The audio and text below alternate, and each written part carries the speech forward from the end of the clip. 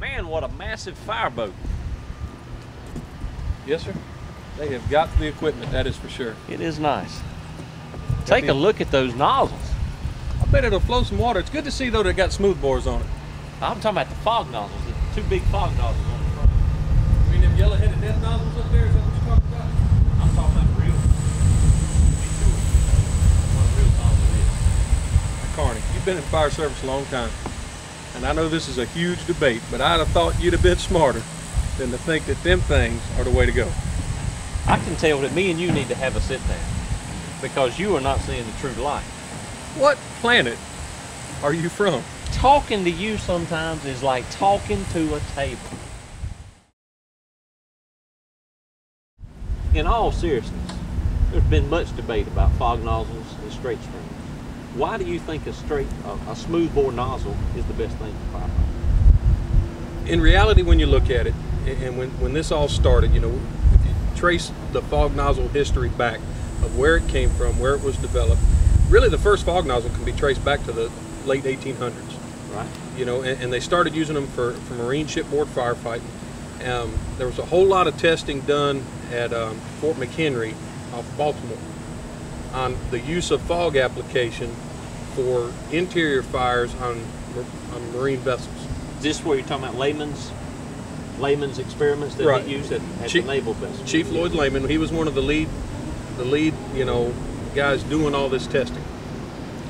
So then he became the chief of Parkersburg, West Virginia. Right. And he brought that back, and around the 1947, between 1947 and 1950, he started introducing fog application in what he determined to be the indirect method of attack, which we all know, you know, we get it from all of our books. We got direct, indirect, and combination attack. So he is, I guess, charged with inventing the indirect attack method.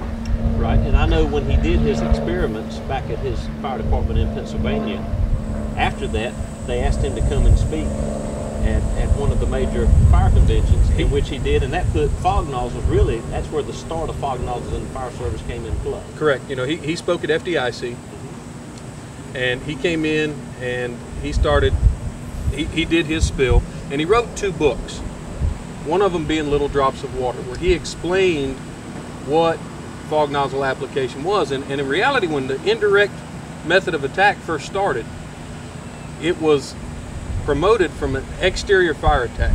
So Right. what we would determine as a defensive operation. You know, he said that you'd go in, you'd take out a top portion of a window because you needed to go in high into the room involved, put the hose line in, turn the fog on, and stick that thing in about an arm's length and just leave it there for a few seconds. Pull it out, shut it off, and the steam would do the work. And it works very, very well in that application. Then there were 2 guys out of Iowa State University that started studies. They took what Layman had done and they started doing some studies on it as well. They came up with the Iowa State formula. The Iowa State, Right. Correct. And, you know, and then those guys are, you know, they came up with the combination attack, where instead of going in and just leaving it in one place once you stuck it in that window, we're actually going to do it in a clockwise motion. Right.